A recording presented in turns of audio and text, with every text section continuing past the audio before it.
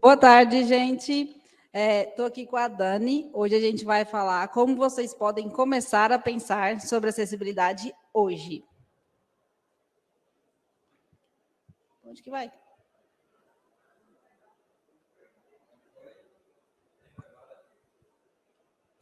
Eu sou a Mariane, para quem só está me ouvindo, eu vou fazer minha autodescrição. Eu sou uma mulher branca, usuária de óculos.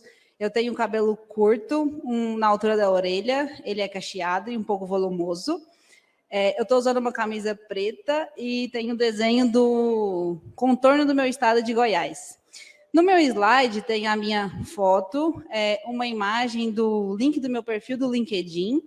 E eu sou formada em Sistemas de Informação pela Universidade Federal de Goiás. Eu já trabalhei em várias partes no ciclo de produto em TI, eu já fui suporte, eu já trabalhei com teste, eu já fiz implantação, já fiz treinamento. E nos últimos 5 anos eu estou trabalhando na área de produto. Já trabalhei com empresas grandes e consolidadas, já trabalhei com startup também. Já trabalhei com produto do zero e produtos que já estavam no mercado também. Já fui gerente de mais de um time de uma vez e hoje eu estou como um Product Manager na ThoughtWorks e nas minhas horas livres eu gosto de escrever. Vou passar a palavra para a Dani agora. Perfeito. Oi, gente. Eu sou a Dani Lopes, sou uma mulher branca também, tenho cabelos loiros que estão cacheados com babyliss, até a altura do ombro, mais ou menos.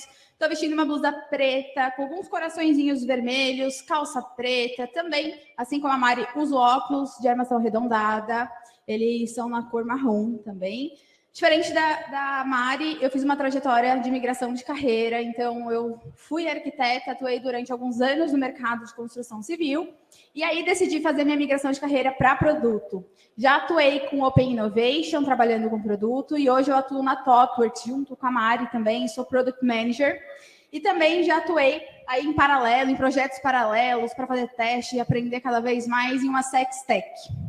Você pode me acompanhar, minha jornada, eu também produzo conteúdo no Instagram, no YouTube, no @garota de produto, se você quiser saber um pouco mais sobre transição de carreira, sobre o mercado de produto e todas essas fases e desafios que a gente enfrenta no mercado de tecnologia sendo mulher.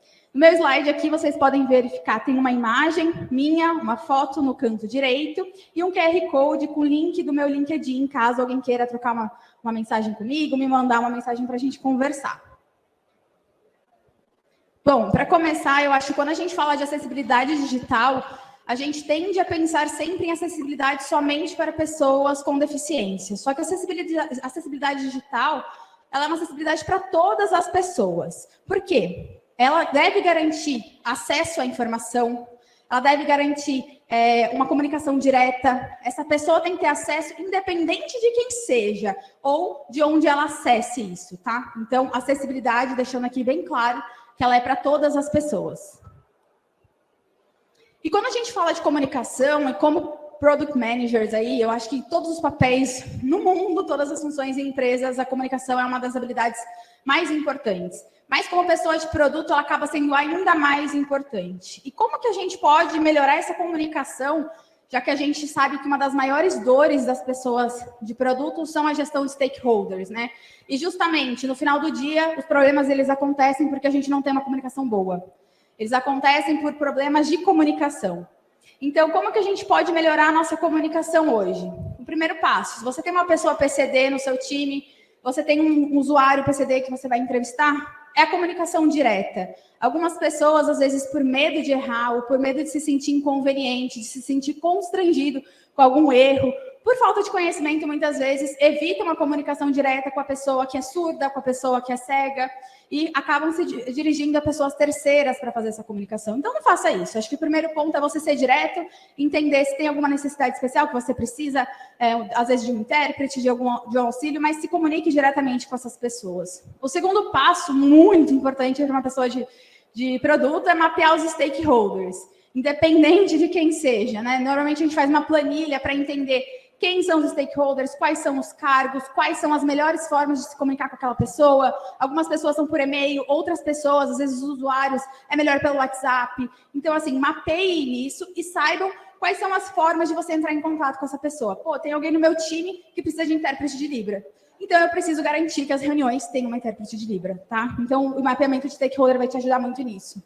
Outro ponto, hoje a gente faz, e a gente sabe que a agenda de uma pessoa PM ou de qualquer pessoa que trabalhe com tecnologia é impossível de reunião. E a gente precisa garantir que as nossas reuniões sejam, que todas as pessoas que estejam naquela reunião tenham acesso completo à ferramenta e tenham autonomia para isso, tá? Algumas ferramentas já disponibilizam legendas, então, sempre que vocês forem ter uma reunião, se certifiquem disso. Escolha a ferramenta correta. Hoje a gente tem uma infinidade de ferramentas que nos fornecem acesso a esse tipo de facilidade. Então, no Zoom, por exemplo, você tem que configurar sempre o idioma que você vai falar e o idioma que você quer traduzir o que as pessoas estão falando. Então, garanta que isso esteja configurado e contextualize sua comunicação por imagem. Às vezes, a gente tem a mania de tirar um print de alguma informação e mandar no chat do grupo. Mandou no WhatsApp, mandou no grupo do time. Uma pessoa que tem deficiência visual, por exemplo, ela não vai ter acesso àquela informação, porque essa imagem, esse print, ela não tem um texto alternativo.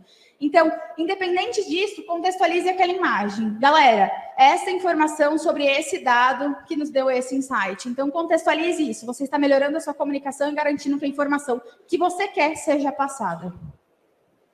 E o outro ponto é a importância da autodescrição. A gente precisa fazer autodescrição para que as pessoas entendam quem está falando, como nós somos, como nós estamos vestidos, quais são as nossas características. E assim identificar também quando a gente está falando, por exemplo, agora nessa palestra. Se você não sabe fazer uma autodescrição, é uma forma bem simples, você pode fazer mais detalhada ou menos, conforme você se sentir confortável e conforme a pessoa também pedir mais detalhes. Mas os passos básicos são descrever a si, descrever os acessórios que você está usando, a roupa que você está usando, o contexto, caso você esteja em uma reunião remota, por exemplo, o que tem atrás de você? Tem um quadro? Tem uma parede? De que cor? E também não esperar que os outros façam isso. Muitas vezes a gente espera alguém dar o primeiro passo, mas você pode dar esse primeiro passo no seu time e instituir essa prática que é tão importante. Bom, continuando falando sobre comunicação, como a Dani já estava abordando, vou trazer aqui alguns lembretes que é muito importante para a comunicação digital, não só uma comunicação acessível, mas comunicação de forma em geral. No slide tem conteúdo como o primeiro item, e conteúdo está com uma cor diferente de propósito. E conteúdo está como primeiro tópico para indicar, para lembrar que é pelo conteúdo que a gente vai decidir e entender como que a gente vai abordar o tema que a gente quer falar. É do conteúdo que a gente define o que a gente vai escrever, o que a gente vai deixar em destaque. É de acordo com o conteúdo que a gente descreve as imagens, para quem está usando o leitor de voz, por exemplo. É de acordo com o conteúdo que a gente vai decidir o que colocar em cada tela de produto, em cada texto de comunicação.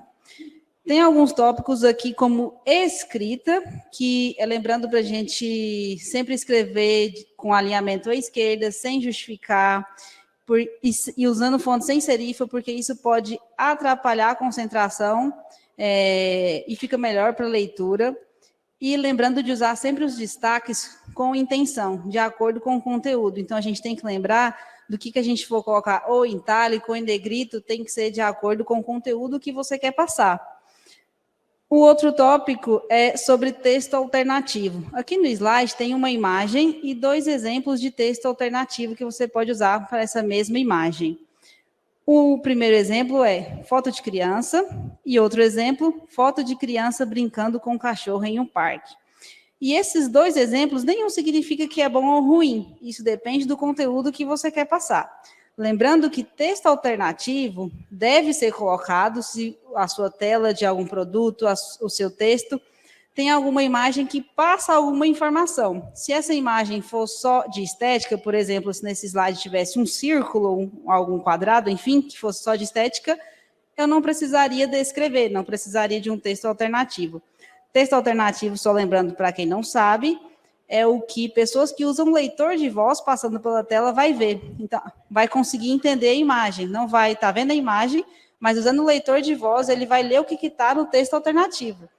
Então, usando esse exemplo dessa imagem que eu acabei de falar, se essa imagem tivesse um texto sobre cachorro, eu poderia dar mais detalhes do cachorro, falar a raça dele, falar a cor do pelo. Se essa imagem fosse sobre o parque, eu poderia dizer em que parque, aonde no parque que essa foto foi tirada. Mas como aqui é só um exemplo, qualquer dessas descrições seria legal já para essa imagem. Por último, não menos importante, sobre links, para a gente lembrar que é uma coisa que a gente usa muito na comunicação digital.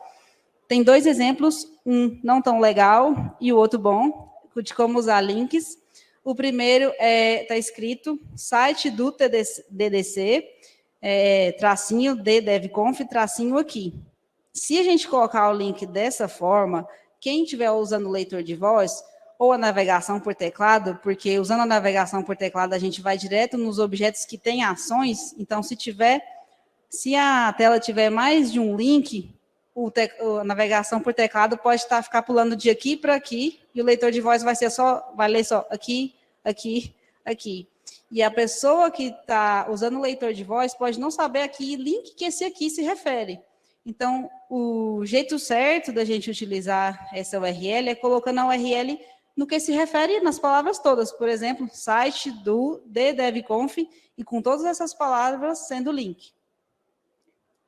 Continuando falando sobre conteúdo, um dos guias que a gente mais utiliza sobre acessibilidade é o guia da WCAG. A sigla significa Web Content Accessibility Guidelines, traduzindo, diretrizes de acessibilidade para o conteúdo na web. De novo, lembrando do conteúdo que a gente acabou de mencionar. E no slide tem um destaque com uma cor diferente, que foi retirado do próprio site da WCAG, a descrição dela, dizendo sobre a WCAG que ela cobre uma grande quantidade em negrito, de recomendações para tornar o conteúdo da web mais acessível. E por que grande quantidade está em destaque e por que a gente decidiu colocar em destaque? Para lembrar que a WCAG não cobre 100% da acessibilidade. Você usar e estar de acordo com a WCAG não significa que o seu produto, o seu serviço, a sua comunicação vai estar 100% acessível. Ela cobre uma grande quantidade. Assim como outras ferramentas de se avaliar a acessibilidade, elas não cobrem 100%. E o que tem na WCAG? Ela cobre princípios, recomendações, critérios de sucesso, níveis de conformidade e técnicas. 2 dos princípios que tem na WCAG é perceptível e operável. E algum dos critérios de sucesso que estão dentro desses princípios é foco, contraste e navegação por teclado. E só falando esses 3 itens, a gente já pode entender que eles não podem ser avaliados e estudados de forma individual. Porque para se ter uma boa navegação por teclado, você tem que ter um bom foco, que significa você usando ou o mouse ou o teclado, a pessoa usuária vai saber aonde na tela, em qual campo da tela que ela está acessando no momento. E para ter um bom foco, você precisa ter um bom contraste de cores. Então, isso significa que a gente não pode usar esses elementos, não pode avaliar eles de forma individual. Nesse próximo slide, tem um print da WCAG, da versão traduzida da WCAG, retirado direto do site da W3C, que é quem é responsável pela WCAG. No print tem o princípio operável, a diretriz acessível por teclado, o critério de sucesso, número e o nome dele, que é o 2.1.1 teclado, o nível de conformidade, nível A, e o começo da recomendação técnica. Aqui é só um pedaço, a recomendação técnica é bem grande. E mencionando sobre o nível de conformidade, a WCAG tem 3 níveis de conformidade, o nível A, o nível duplo A e o nível triplo A. Usando um exemplo que a gente usa em time interno na nossa empresa mesmo, para ficar mais didático, o nível A significa, por exemplo, a pessoa usuária conseguir acessar o seu site ou o seu produto e fazer o objetivo principal. Se for um site de compra de passagem, seria a pessoa conseguir acessar e fazer essa compra. E se você não estiver cumprindo o nível A, provavelmente a pessoa usuária não vai conseguir realizar isso. O nível duplo A já significa algumas ações a mais. Seria mais ou menos a pessoa conseguir acessar, executar o objetivo principal, conseguir receber alertas de campos obrigatórios que não foram preenchidos, receber notificação em tela e conseguir ler essas notificações com leitor de voz. E o nível AAA já seria, além disso tudo, a pessoa também conseguir acessar esse mesmo produto de vários dispositivos diferentes, com uma boa performance. Vou passar a palavra para a Dani de novo. Perfeito, Mari, obrigada. Bom, eu vou falar um pouco agora como a gente pode abordar a acessibilidade nas atividades de produto mesmo. Quando a gente fala de produto, a gente fala de duas grandes fases. Normalmente é a fase de descoberta, que é chamada também de discovery, e a fase de entrega, que é chamada também de delivery. O primeiro passo é que, quando a gente fala... Por que uma pessoa de produto tem que falar sobre acessibilidade? Porque somos nós que priorizamos. Somos nós que vemos essas necessidades, sabe? Então, na fase de descoberta... Então, o que a gente pode fazer nessa primeira fase, na fase de descoberta? Primeiro ponto, a gente fazer uma pesquisa acessível e incluir personas PCDs. E por que é tão importante que você faça pesquisas com o usuário? Porque, normalmente, a gente tende a ter vieses e a gente tende a fazer suposições. E a gente vai acabar criando uma persona PCD totalmente estereotipada. Então, é muito importante que a gente faça uma pesquisa acessível e consiga incluir esses usuários para a gente realmente entender como que eles são, como que eles se comportam, quais são as dores deles. Outro ponto que a gente tem que considerar é que a acessibilidade tem que ser, sim, um fator de risco. Como eu falei, a acessibilidade é para todas as pessoas. Então, a acessibilidade, ela impacta diretamente na experiência de todos os usuários. O foco vai ajudar não só uma pessoa PCD, como qualquer pessoa que entrar no meu produto. A acessibilidade constrói produtos melhores. Outro ponto é que é muito importante que a gente tenha, e esse tema já é falado há muito tempo, né? Ter pessoas diversas no time, ter um time multidisciplinar, ter pessoas multidiversas no time. E trazer pessoas PCDs também, e também como usuários, é muito importante, tá? Então, para a gente não criar essas suposições, para a gente realmente entender, porque a gente só vai perceber isso a partir do momento que a gente tiver contato. Então, é muito importante que a gente traga essas pessoas e dê a chance para elas contribuírem também com a construção. Outro ponto é a atenção ao conteúdo, tá? Tudo que a gente for fazer, se o seu conteúdo, se o seu produto, ele for totalmente... Ele se embasa somente no layout, a hora que você tirar o layout, aquela mensagem do produto não estiver sendo passada, ele não é um produto bem construído, ele não tem uma mensagem muito clara, não tem uma mensagem direta. Isso significa também que a pessoa que for passar o leitor de tela não vai ter acesso total ao conteúdo que vocês estão tentando passar. Então, a experiência de conteúdo, ela tem que ser a mesma, tá? Pode passar. E agora, falando da fase de entrega, acho que o primeiro ponto importante é a gente estabelecer qual que é o nível de conformidade que a gente vai atingir. Afinal, a gente precisa saber onde a gente quer chegar, para a gente saber quais são os caminhos, qual estratégia a gente vai tomar, o que vai ser prioridade naquele momento. Então, a gente, lá na nossa empresa, a gente também segue o guia WG, que foi o que a Mari comentou. Então, vamos seguir, por enquanto, no nível A, que a gente garante que o nosso usuário acesse o nosso produto e consiga comprar, se for um e-commerce, por exemplo. E aí, após isso, a gente vai para o nível AA e depois para o nível AAA. Outro ponto é, a acessibilidade hoje ela é considerada um plus em alguns lugares, e ela não tem que ser considerada um plus, ela tem que ser considerada desde o início. Então, desde o protótipo, a gente tem que pensar no protótipo acessível. Quando a gente fala sobre acessibilidade, muito fala-se sobre como a gente está comunicando a mensagem que a gente quer passar. Então, é muito sobre ter essa visão desde o início, até porque refatorar esse código depois daquilo já em produção é muito mais caro. Você mudar algo que já foi lançado é muito mais caro.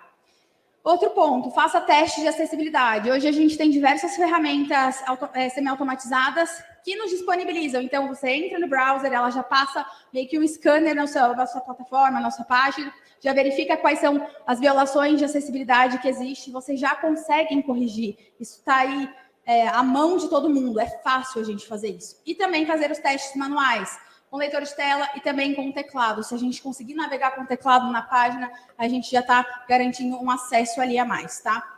Outro ponto é que a 10ª bandeira de todo mundo. Não dá só para eu, como PM, trazer acessibilidade se o designer não traz acessibilidade, se o dev, se a pessoa desenvolvedora não traz acessibilidade para o time, tá? Então, é importante que isso seja uma bandeira de todo mundo. E agora, falando sobre mais pontos ainda, sobre como a gente pode abordar a acessibilidade tendo o papel de uma pessoa de produto, até retomando o que a Dani acabou de dizer, que a acessibilidade não pode ser uma responsabilidade só de um dos papéis do time, como normalmente é de pessoas designers, de pessoas XDs, tem que ser de todo o time. Então, vou trazer mais 3 pontinhos sobre como uma pessoa de produto pode abordar a acessibilidade executando seu papel como sempre.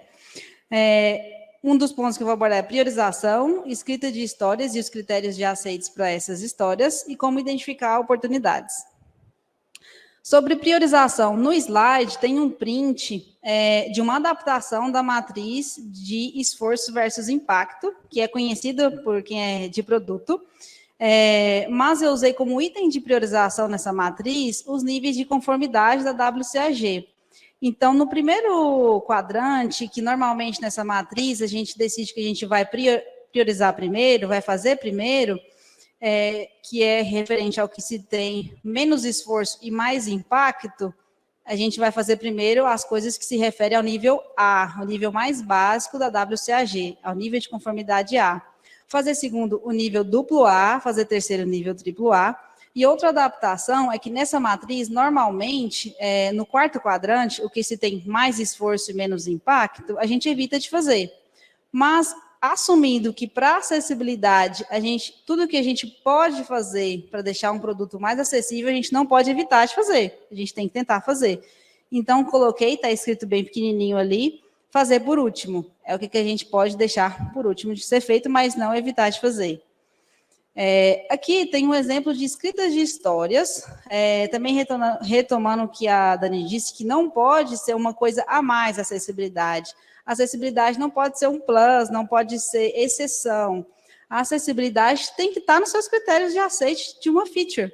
Para a nova funcionalidade ir para frente, tem que ser considerada acessibilidade. Os exemplos que eu vou ler, para quem está só ouvindo, são exemplos simples que a gente pode colocar em qualquer funcionalidade, em qualquer comunicação que a gente vá ter. Vou ler aqui agora. Como uma usuária, utilizando apenas o teclado, eu devo conseguir selecionar uma data para conseguir fazer a busca pelas passagens. Dado que eu sou uma usuária fazendo a busca de passagens, quando eu acessar o campo de data, apenas via teclado, então o sistema deve me permitir selecionar uma data. Como uma usuária, utilizando o leitor de voz, eu devo conseguir no checkout, a tela final de compra, ler as datas selecionadas de voo para conseguir concluir a compra. Dado que eu sou uma usuária concluindo a compra de passagens, quando eu acessar o checkout, utilizando o leitor de voz ativado, então o sistema deve me permitir ler as datas que foram selecionadas. E retomando aos níveis de conformidade da WCAG aqui, os 2 primeiros exemplos seriam referentes ao nível A. Porque uma pessoa usando apenas o teclado, que não consegue usar o mouse, usando apenas o teclado, não consegue selecionar a data para fazer busca de passagens. Então, ela não conseguiria fazer o objetivo mínimo do produto, considerando que esse produto, o objetivo é vender passagens. E o segundo seria já no nível ou duplo A ou triplo A, que a pessoa até consegue concluir a compra, mas ela não está conseguindo entender, usando só o leitor de voz, ela não recebe essa informação, porque não foi colocado para o leitor de voz passar por essa informação as datas que ela selecionou. E agora, mais uma dica sobre como a gente abordar a acessibilidade usando nosso papel de produto, como identificar novas oportunidades usando a acessibilidade como abordagem. E aqui é um lembrete que esses exemplos que eu vou mencionar não é só sobre acessibilidade, é para deixar o seu produto melhor e para ser melhor utilizado para todas as pessoas. O primeiro exemplo é testes com usuários. No livro da Teresa Torres, ela já fala sobre discovery contínuo e diz que as pessoas de produto precisam conversar com os usuários. Conversando com as pessoas usuárias, a gente pode identificar nichos não abordados ainda, a gente pode identificar melhorias que, mesmo passando por todas as pessoas do time, porque elas não são pessoas usuárias, a gente não conseguiu captar, e novas oportunidades também. O outro exemplo é sobre referências. Também é uma atividade Muito comum para pessoas de produto fazer benchmarking, que é pesquisa de mercado. Quando a gente tem algum problema, a gente pesquisa em outros produtos, enfim, como que esses outros produtos já corrigiram algum problema que a gente encontrou. E foi até o que aconteceu com a gente em um projeto interno com um campo de data, que é o que a gente usou nos exemplos. Usando só o teclado, nesse exemplo, a pessoa usuária conseguia chegar no campo de data, só dando tab ali, mas não era possível selecionar a data dentro desse campo de data. E como que a gente conseguiu resolver? Buscando por referências, como que a gente fez uma pesquisa rápida e só fazendo isso vocês conseguem achar também lista de sites mais acessíveis do Brasil, que são poucos, e de fora também, como que esses outros sites já tinham resolvido esse problema e a gente adaptou para a nossa realidade.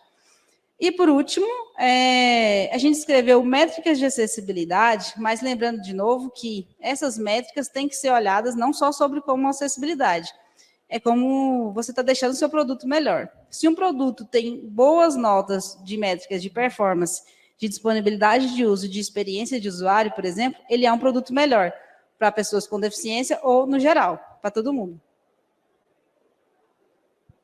Perfeito, Mari, obrigada. Agora a gente vai falar sobre o TA, que é a Tecnologia Acessível, que é um time interno que a gente tem na nossa empresa, a ThoughtWorks, e que foi justamente, acho que, o projeto que nos abriu muitos olhos, assim, né, para a gente conseguir ver acessibilidade, trazer para o nosso dia a dia de produto e falar mais sobre esse assunto. O TA ele é uma consultoria de acessibilidade digital dentro da nossa empresa. A ThoughtWorks é uma empresa de consultoria e a gente tem diversos clientes, né? Então, a gente queria entender como que a gente pode levar acessibilidade e garantir que as pessoas tenham acesso a esse conteúdo e que seja mantido aquilo, né? Que não seja uma correção que a gente vai lá, a gente mobiliza um time, ele corrige a acessibilidade, mas aquilo vai caindo novamente, a gente precisa projetar desde o início com a acessibilidade. A gente não queria simplesmente fazer uma correção, a gente não queria simplesmente deixar isso. Então, a ideia a gente consegue fazer uma avaliação de acessibilidade e instruímos as pessoas para que elas comecem a pensar com acessibilidade desde um código, desde um design, tá? Então, pode passar. Como que a gente faz essa avaliação de acessibilidade hoje dentro da nossa empresa? Então, outros times chegam para a gente com outros projetos, a gente entrevista esse time, entende quais são as dores deles, quais são o escopo que a gente vai trabalhar, a gente fecha muito bem isso para a gente entender as necessidades do que a gente vai avaliar. A gente faz os testes com as ferramentas semi-automatizadas, e aí a gente tem, por exemplo, o Lighthouse, o IBM Accessibility Toolkit e navegação por teclado e auxílio de leitor de tela. Então, a gente passa isso. No nosso time hoje, a gente tem pessoas desenvolvedoras, pessoas QAs, pessoas designers, pessoas de produto, e todo mundo consegue fazer isso, tá? Não é exclusivo de nenhum papel. Todo mundo consegue passar as ferramentas, elas são fáceis de passar. Então, a gente passa essa ferramenta, identificamos problemas de foco, de contraste, todas as violações de acessibilidade que tem, e a gente reúne esse arquivo e monta uma apresentação. Então, a gente sabe que, sei lá, a gente avaliou um site que tem 3 páginas. Na página 1 tem essa violação, que são do nível A. Então, elas serão priorizadas nessa primeira página. E aí, a gente faz a entrega para o nosso cliente, né? Tanto os erros que a gente encontrou, quais são os impactos que esse erro geram, porque as pessoas precisam ter consciência do impacto que aquele probleminha está gerando e como que elas podem solucionar, tá? Inclusive, a IBM, ela gera uma planilha já para vocês. Então, ela já passa o scanner e já gera uma planilha para vocês com quais são os problemas e como consertar, tá? A gente faz questão de apresentar, então a gente se reúne com o cliente, apresenta, olha, nessa página a gente encontrou esse problema, a gente encontrou esse outro problema aqui, e assim é como você corrige, tá? Tiramos todas essas dúvidas. O time desse cliente que vai corrigir. Então, baseado no que a gente identificou, eles vão montar aí, por exemplo, selecionar 2 pessoas ou algumas pessoas, ou se organizar da forma que for melhor, para fazer essas correções. E a gente entende também que a acessibilidade está começando, infelizmente. A gente entende que ainda são menos de 0,5% dos sites no Brasil que são acessíveis, e isso porque existe lei. tá? Existe uma lei de acessibilidade. Então, a gente precisa oferecer suporte. São poucas as pessoas especialistas na área. E a gente percebe que com o mínimo que a gente já sabe, já faz tanta diferença no resultado do produto. Então, a gente oferece suporte porque a gente sabe que no início ninguém se sente seguro para fazer as alterações, porque acha que não entende de acessibilidade, não sabe como procurar o conteúdo. Então, a gente oferece todo o suporte para que esse time, ao mesmo tempo que conserte os problemas da plataforma, aprenda para que esse erro não seja feito novamente e caso esse erro, ele se depare com esse erro no futuro, saiba corrigir. Bom, nesse slide a gente só colocou algumas referências que a gente usou para construir esse material. O toolkit de acessibilidade do Marcelo Salles, a apresentação sobre WCAG e o site do Reinaldo Ferraz, e a versão 2.1 da WCAG.